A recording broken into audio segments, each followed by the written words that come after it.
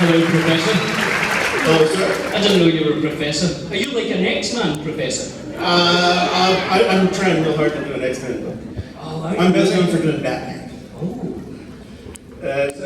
While some of you are gathering already, so if anyone else wants to ask questions, get in line. If you have more than one question, just ask the one and go back to the end of the line so we can try to get everybody their turn. Before we get going, I'm going to ask you one question as a guy who writes a book on the psychology of fictional characters.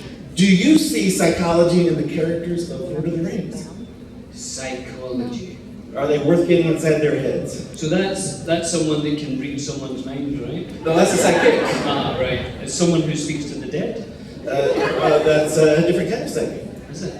That's like, are they mentally ill, or are they, I think going on for the motivation? psychology of a character, I suppose that's what actors always do, isn't it? Is sort of try to figure out the psychology of whoever they're playing, you know. So I think when we played the Hobbits, one of the things that because they're not human, you know, but one of the things we wanted to do was to make it as real as possible, because fantasy movies had always been a little bit sort of not grounded.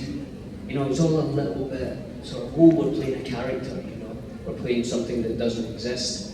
And Pete Jackson was very sure that this had to feel like a history, like it happened before our history, that this had actually happened, that these creatures existed. So we thought of the Hobbits as sort of like humans, but not with no sort of cynical side.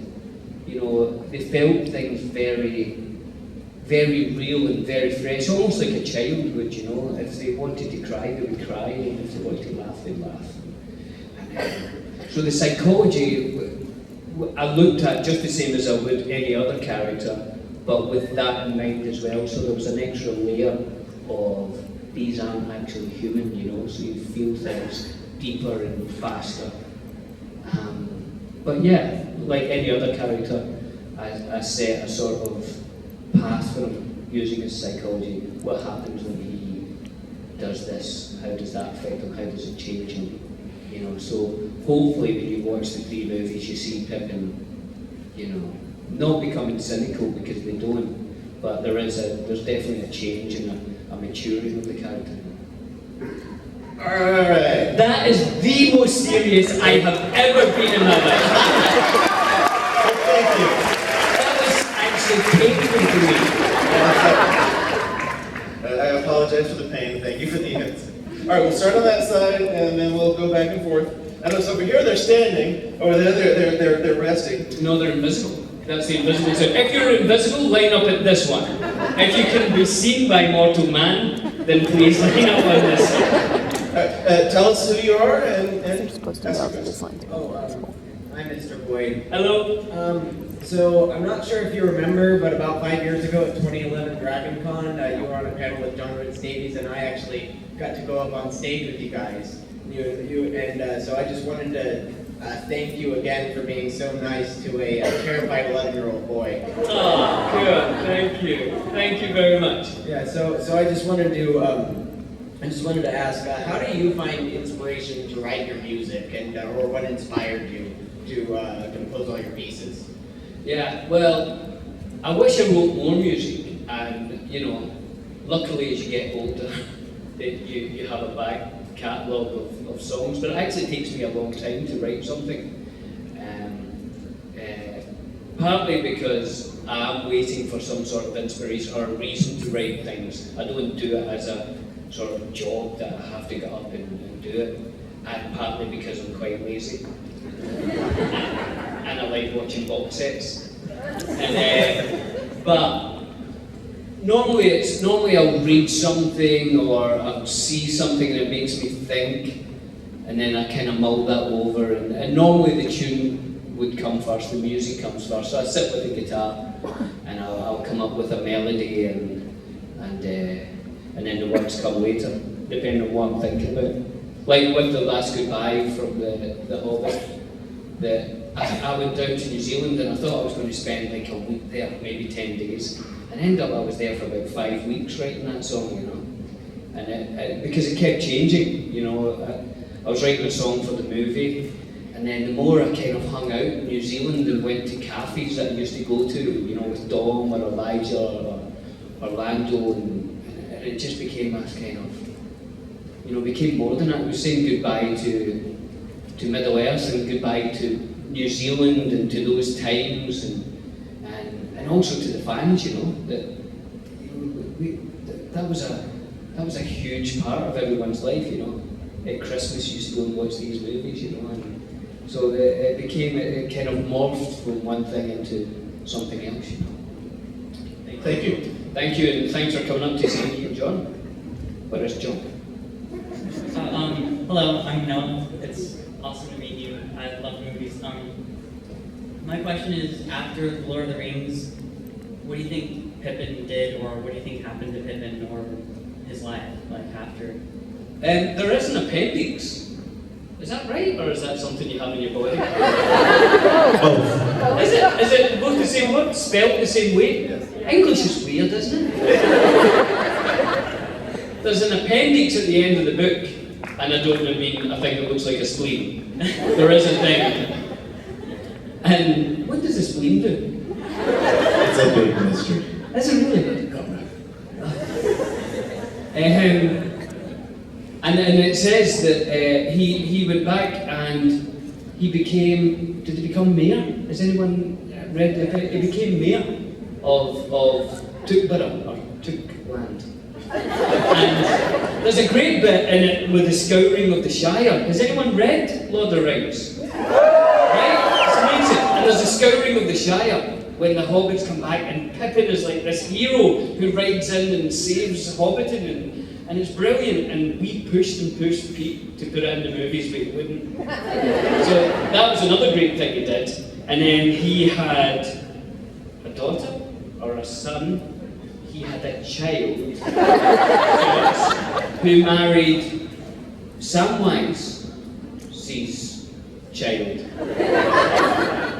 He married a woman called Diamond of Longcleave, and they had a baby of sorts. He married another baby. And then as he got older, and he was approaching death, as I feel I am right now, he went back to Gondor, and he died there with Merry. Merry and Pippin went back to Gondor and spent the last few years riding horses and smoking pipeweed. And then they were died and buried with the kings of Gondor because they were such heroes. You bow to no man. Thank you. Thank you for making yourself visible for that question. Thank you. Great. Hi. You look great. Thank you. You know that stick that she has? Does it do anything? No.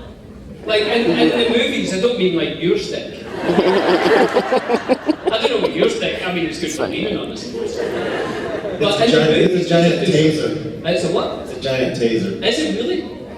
Is it? Can it be used for anything else? It can walk in the head. So it's just a thing for whopping and for tasing. It doesn't fire anything.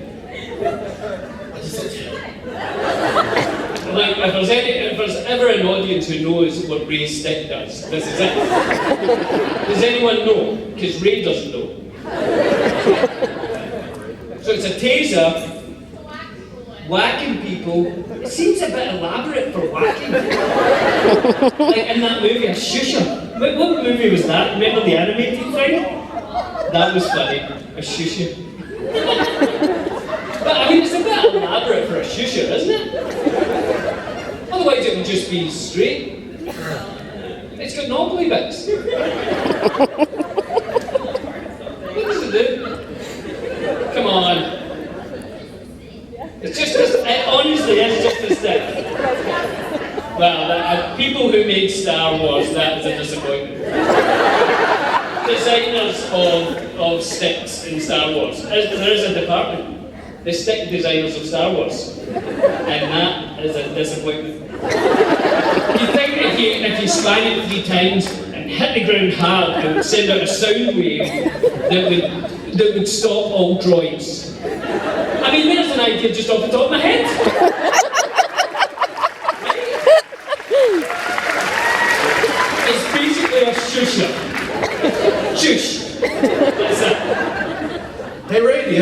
Tulsa? I thought that was the question. What does this stick do? I'll just answer it for you. Lord of the Rings has been a part of my life ever since I was a baby. Then you're very strong. Can you teach us how to play Tig? Tig is very, very complicated. Tig is a game for anyone who hasn't heard. When you make a movie, there's a lot of hanging around. You don't really do much, to be honest. And so most of the time you're hanging around and people come and make sure your wig looks okay. And that's basically your day. And then for about 3 minutes of the day, you stand in front of a camera and say the words that you've learned. And that's it. That is making a movie. And the rest of the day is, playing PlayStation and doing things like that. So we're waiting to go on set. And me and Dom are standing with each other. And no reason, we're just going, Tig. And he's going, yeah, Tig. And Elijah walks over and he says, what are you guys doing? And we said, oh, we're playing Tig. And he says, what's that? We said, oh, it's a British game. It's, And I went Tig, and Dom went tag. And he's like, what? And I was like, well, you can tag a Tig, but you can't tag a double Tig. And he's like, okay. And Orlando, who, I don't know if you've noticed, but he's extremely beautiful. Honestly, I would sit and look at Orlando sometimes for hours. Just trying to, you're so lovely. Sometimes I just walk past and smell him. He's an incredibly beautiful, I'd stroke him like a big horse. He honestly just touches thigh or something. He's a lovely, lovely man, but he is not the smartest. He's not a professor. Honestly, he's absolutely like a Great Dane. He's beautiful and you want to hold him, but he's not the sharpest tool. So he was walking past and he sees me and Dom, Tig, tag, double Tig, and Elijah, and he's like, oh, what are you doing, man? We says, oh, we're playing Tig. He's like, oh, great, Tig. And he joins in, and me and Dom are like, what is going on here? We just made this up. But he joined in and knew that we were taking the mickey out of Elijah. How he knew, I don't know. But we sat and we played Tig for like an hour. And everything Elijah did, tag, no, Elijah, you can't tag. And he's like, oh, right. And then later on that day, or the next day, we got Sean Astin and we told him. And then he acted like he knew because he'd done a movie in London. And we all played Tig for like a week. And Elijah obviously could never win and couldn't get anything right. And then we just kind of stopped doing it. And about 2 months later, Elijah came up to me and Dom and says, we never play Tig anymore. We never told them it was made up. So Tig really has no rules. It's a made-up game to annoy Elijah with.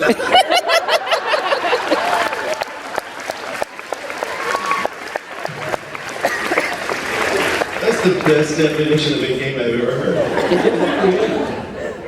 Hi. Hello, invisible one. You're really awesome. Would you mind singing the last goodbye for us? Do you know what? I don't have a guitar, and I need that for the last goodbye. Otherwise, it just goes on for ages, and you're like, you know what I mean? You need the guitar, you need the fingers. So, the short answer to that is no. I can beatbox. Well, you do. You can beatbox, that would be cool. It actually sounds pretty cool, an invisible person beatboxing when I sing the last goodbye in Tulsa, Oklahoma. Which, strangely, is the name of my new album. But I'm not going to do that. But thanks. If you say no with a smile, people think you're kidding. But I I'm really not going to sing. No, I'm really not. Weird, doesn't it? Hi, I'm Emma Dehart, and I was actually Ray's younger sister right there. He just asked a question. You Ray's younger sister? Yeah. Hiya. Hi. Where are you from? I'm from Naruto. What is that? Oh, is that a place in Oklahoma, or is that? I honestly don't know. It's a game. What's it And called? a cartoon. It's an anime. What's it called? Naruto. Naruto. Naruto. Sounds like a magic word you would say to summon your dragon. Yeah. Naruto! Then the tiny little dragon comes. Yeah. He's all attitude, Naruto. Yeah, well, feed me. What do dragons eat? Anything they want. What's that? Anything they want. Yeah, pretty much, right? Who's going to win the Game of Thrones thing? Obviously the girl with the... What? You're going to? You're going to win it? Are you going to be the... Well, I love... But you went like that as if like, I'm going to win it! I'm the king of middle... Whatever it's called. Sorry. Naruto. But yeah, I'm actually her younger sister too, so Lord of the Rings was also a really big part of my life. You're dressed wrong then? Also, just you're awesome, and Pippin was like my favorite character. He's amazing. He's the best. Yeah. And my question is, what was the funniest thing that happened on the set of Lord of the Rings? That's a really hard one because, like, I could answer it really quick, I'll just say tick. But it probably wasn't. No, a lot of funny things happen, and things when you speak back, they're not that funny. But we used to laugh a lot. But, like, there was one time when it was really hot, and, you know, you're in a trailer for a lot of the time. I was in this trailer really hot, and I think, what am I doing in here? So I went around and I found a sofa, and I put it outside my trailer, and then I got a little desk, and then I got the electrician guys to get power to it, and I set up a TV and stuff, and then, so I was just sitting outside, and I had all this like little snacks, and people would come, you know, Kate Blanchett and all that, and sit in my little living room that I'd made outside my trailer. And I didn't know at this time that Dom and Vigo were having a war with each other, where they were vandalising each other's trailer. And I watched Dom shrink wrap the whole of Vigo's trailer. And I was sitting here in this little made-up living room watching TV with Dom dressed as a hobbit. Like, shrink wrapping a whole trailer. I thought, well, that's kind of surreal. So that was kind of funny. And Vigo painted his trailer. Like, you know, Vigo's an amazing painter. He painted his whole trailer. What do you paint on it? Like, just like, have you ever seen any of Vigo's paintings? No, I haven't. They're amazing. And but he did that. Vigo's an amazing character. One time we were out, and we accidentally started drinking. Me and Vigo. And Vigo, when he wants to, can drink a lot. And I was trying to keep up. And we must have got to bed at like 2 in the morning. And we had to be up for like 6 in the morning to travel somewhere. You know, we weren't working the next day, but we had to get on a flight to go somewhere. And so we went to bed at 2 and we're up at 6. And I see Vigo walk past with like a, you know, like a square thing all wrapped up. And I said, oh, Vigo, that was a good night, eh? And could do with some sleep though. And I said, what is that? And he says, oh, it's a painting. I said, oh, where'd you get that? And he said, oh, I did it last night when I got in. I was like, what? So he got in at 2 and painted till 6, and then he was off on a flight. He's an amazing character.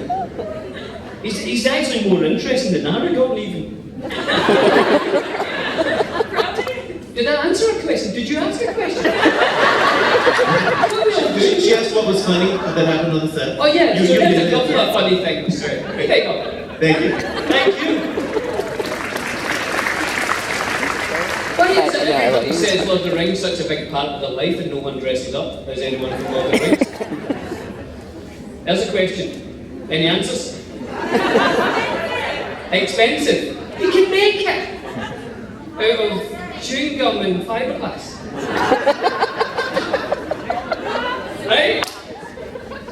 It's dangerous, but why not? Hello, invisible one. When you appear from the invisible realm, which we shall call the upside down, you have a friend, a sort of dragon.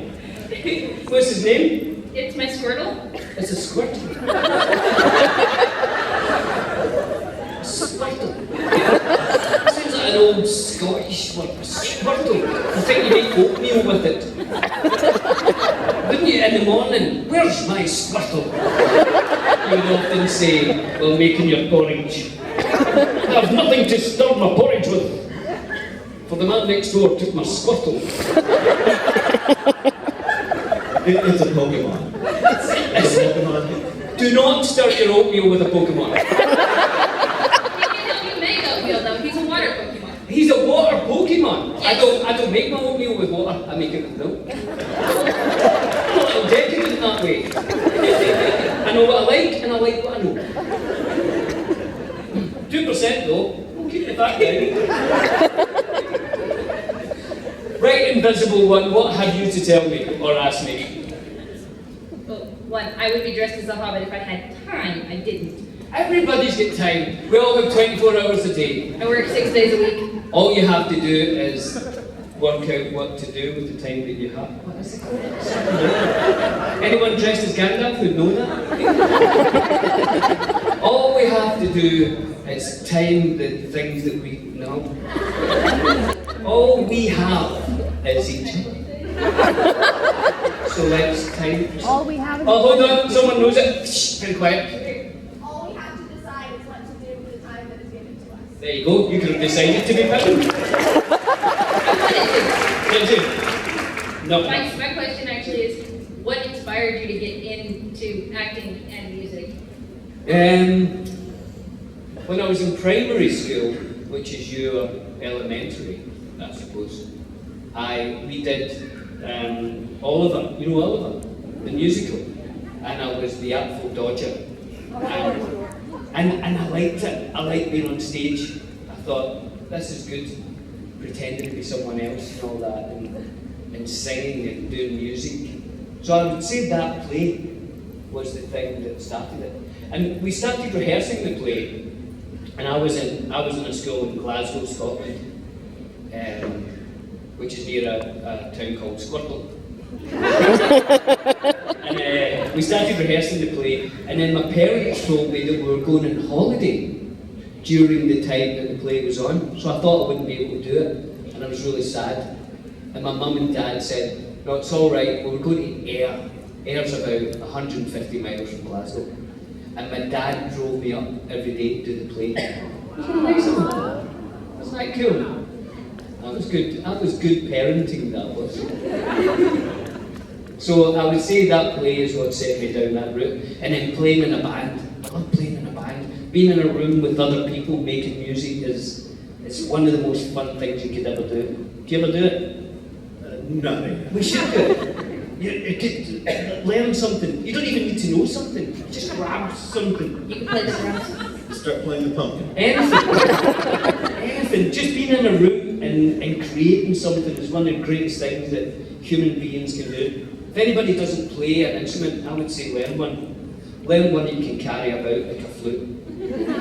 Not like a double bass, that's just annoying. Even though it sounds amazing, you're like, oh God, on the flight. And then you're looking at the guy with the flute going, oh, I wish I'd done the flute. It's actually really hard to play. Yes, it is hard to play the flute, isn't it? But isn't it lovely?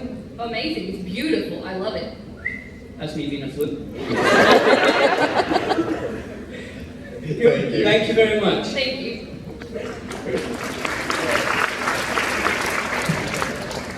Hello. Hello, how are you? Good, how are you? You look amazing. Oh, thank you. I'm Pippin, obviously. Needs a little work then. Maybe just a little. Yeah. I was wondering what it was like for you the first time you saw your your image on a piece of promotional material or merchandise relating to a production you work on. Ah. Was it strange for you? I mean, what was going through your head? Yeah, it's sort of weird because it's a good question because I remember the first time a doll appeared, you know, and it's almost like it's a third person, like it's not actually happening to you. It feels like because you kind of, I don't know, it's really hard to explain because it doesn't feel like it is actually happening to you. It feels like someone else. I don't know. It's weird. It's weird. Well, related, do you remember the first time a stranger recognized you from your work? Oh, no, I don't actually. Because even like back when you're doing theatre, you know, or you know, the first theatre jobs I did, people would recognise you, you know, because they saw the show the night before, or so I can't remember the first time.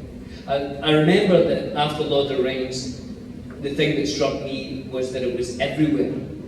Like, I remember going on holiday to Mexico and being recognised in some little town in Mexico, which that was weird. I remember that being a weird thing. That it wasn't, you know, even if you did a British TV show, when you went to Spain, no one knew you. And because of Lord of the Rings, it became international, which was that was the thing that I found was very weird. That there was nowhere to hide. Oh, wait.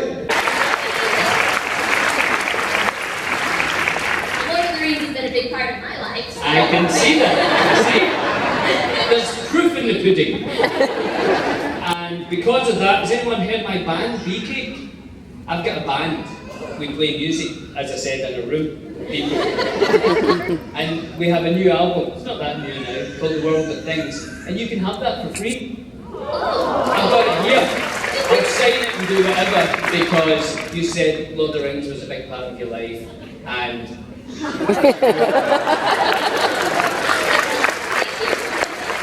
come in, I'm not got it here, but it's in my bag, so come and see us at the end.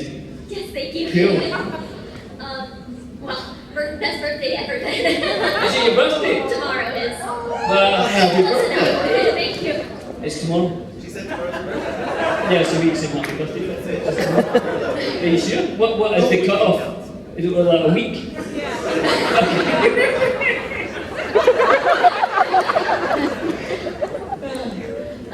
So my question for you is, it's a dream of mine to go to New Zealand and see all the different filming locations. What was your favorite place to film in New Zealand?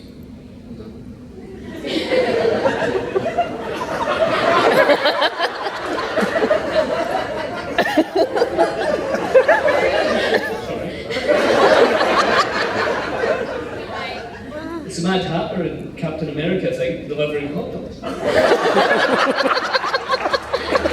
It's unusual. I've seen that before. There was some great, wonderful.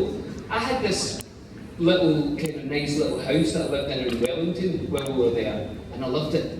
And the first thing we ever shot was the hobbits hiding from the Black Rider, you know, underneath the tree trunk. And they shot that right behind my house. So I liked that. Because then when we were done, I just would go.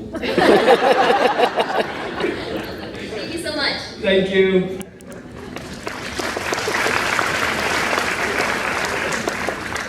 Hi, my name is Corey. My question kind of got stolen earlier, but I already sat up here. So Which one was it? Oh, I was gonna ask what was your favorite, like, or funny thing that happened. But, so since all the cast got matching tattoos, who was the one who first decided, hey, let's get this done, or how did that become a thing where you all just went out and decided to get all matching tattoos? Yeah, well, it was right at the end of filming. One of those times when you've been accidentally drinking. Yeah, exactly. And we just wanted. It was such a special time, you know. It was incredible, and it was a huge adventure. It really felt like that. And we wanted to do something to remember. There's Ray going to recharge her stick. And each charge. Oh, still get a stick though. She's gone. She didn't like what I was saying about rain. Water stuff. Went a huff. Do you have that word in America? A huff? Yeah. A huff. Okay. So we wanted to do something, but we didn't know what to do, and it was Dom and Vigo who came up with the idea of a tattoo, because they said it's a big tattoo country, and you know, it just seems like the right thing to do. And then we went to the guys at LOTR, because we were thinking about what to get. And there was the idea of fellowship, and then you know, Lord of the Rings or a ring, or there was lots of ideas, and someone came up with 9, and we thought, let's get it done in Elvish. And so we went to LOTR, and the designers there came up with the design, and then we went on a Sunday. There was a famous tattoo artist called Roger in Wellington, and he never opened on a Sunday, and he said he would open, and he did the wasn't 9 of us, there was 8, because Sean Bean got killed. As he always does. And so he was off. But the 8 of it, not John Rhys Davis, because he said he didn't want a tattoo, so he sent his stuntman. So John's stuntman got the tattoo. And we all got the tattoo, and then we met Sean Bean in New York, and he got the tattoo in New York. So there's 9 people who have the 9. And when Pete Jackson heard about it, he loved it so much, he went and got 10. He beat us by 1.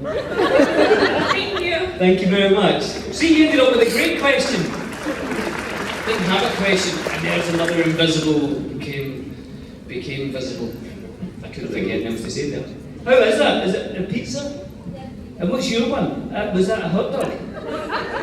It's a pretzel. Oh no, I'm alright. I don't like that pretzel with the mustard thing and all. I don't like that. Cheese. I love cheese. What's your favourite cheese? Mozzarella. That's an absolute classic. I like it. I like Leerdama. Leerd is German. Germans make nice cheese. Don't knock it. We can try it. I love a nice bit of cheese. A nice glass of wine, nice cheese. Nothing like it. And a nice bubble bath. Not with the cheese. I'll have the cheese later. And a box set. Oh, that's just that's the best. Sounds like a bit of Game of Thrones. Right? Cheese, bubble bath, nice glass of red wine. It's just the greatest night ever. So when you have Harley Quinn and the Winter Soldier deliver your food to front row center, keep in mind this could happen. Wonderful. What are you eating? You've not got anything. Do you just sit at their feet and hopefully you'll get a bit of pizza? That's a terrible way to treat your son.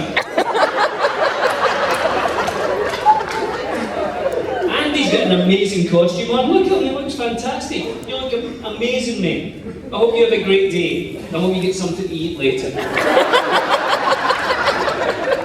Oh no, he's got a pizza. We're alright. We're alright. I'll tell you something about New Zealand. They put weird stuff on the pizza. Pizza for me is plain or maybe mushroom. That's it. Mozzarella, of course. But I don't like it when they put weird things on. Cranberry. Exactly, right? It's very difficult to get a normal pizza. Oh, sorry, invisible guy's checking his watch. Sorry. I just went off there on pizza. I like a pizza. Plain or mushroom. What would you have on a pizza? What would you have? I would do ham. Ham? That's me. No, that's classic. Would you put pineapple on it? Yes. Yes. Oh, yeah, right? That's what the cheer. Pineapple on your pizza. Woo! Sorry. He grew a beard while we were waiting. Hello. I'm a huge fan of Master and Commander. Oh, yeah. That movie seemed like a nightmare to shoot. Do you have any, was that very difficult in preparing? Martian Commander, has anyone seen it? Yeah. Napoleonic War. He's seen it 5 times. Well, 5 minutes. Sorry. And I promise when I'm looking at my phone, I'm just checking the time. It's getting calls. Yeah, Martian Commander, brilliant. Napoleonic War. We were actually on a real ship for a lot of it, off the coast of Mexico. It was beautiful. Learning how to climb the rigging, and it was a cracking job, beautiful. And because I was bonding, I was allowed to drive the boat, the actual real boat. It was amazing. I bring it into dock. I felt like a real man. I felt like Beagle Robinson. You know what I mean? I get muscles and all that. I liked it. But one of the do you remember when we were going round the Horn? I think it was. There was a big storm scene. And they also, as well as the real ship, we had a ship on what they call a gimbal. So the ship was in a huge tank. If you imagine, they did Titanic there as well.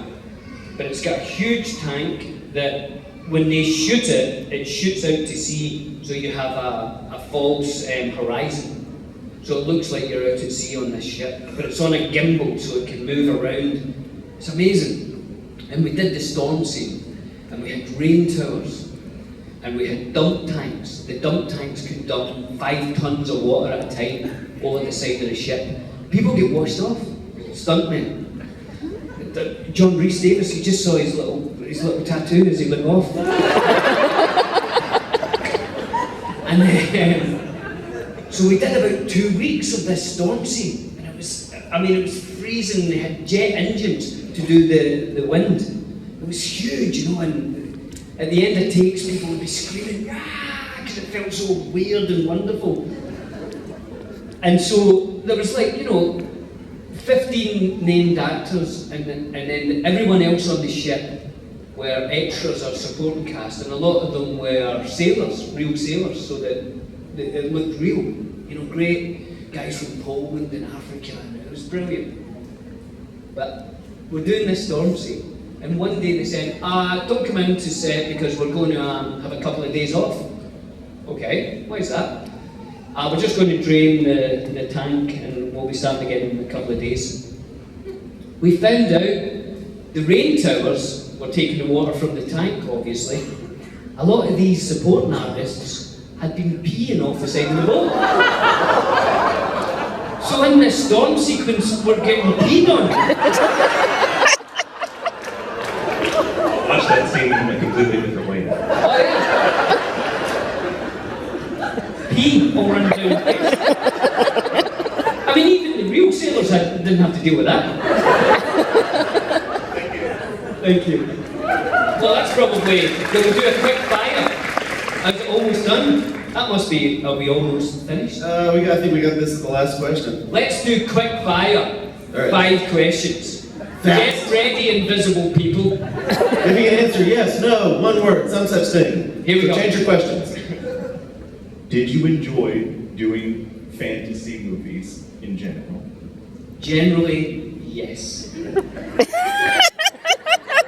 What was your favorite scene to film?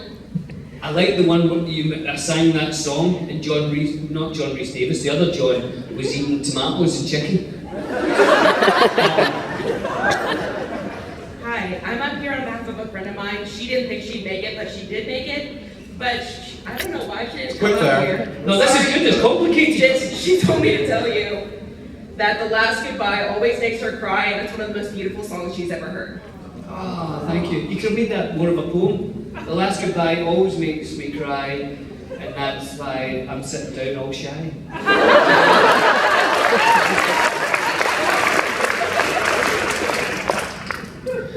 Did you ever get hurt on set? I heard there were a lot of various injuries during the filming. People get so hurt. Vigo lost a tooth in one thing. Sean's tooth, he broke. Nothing, I get nothing. I went surfing once and broke my pinky. See, if you watch the Mines of Moria, if you watch that, I'm always hiding my hand beneath my cloak because I've got a broken pinky with a splint on it. I'll give you something else to watch. Is this the last one? Yeah. I said, really? Okay. So if you could pick one like film franchise between like Star Wars, Marvel, or DC or whatever, which one would you choose and which character would you like to play from? I would Star Wars Rey and I'd use that stick to the best of my ability. I would be able to fly on it like a broom. It would have magic coming out the end. I could use it as a sword, a stick, a time machine. I could go back in time and meet the Doctor. That stick would have some superpowers if I was Rey, and I would be Rey. Thank you. And you can talk to me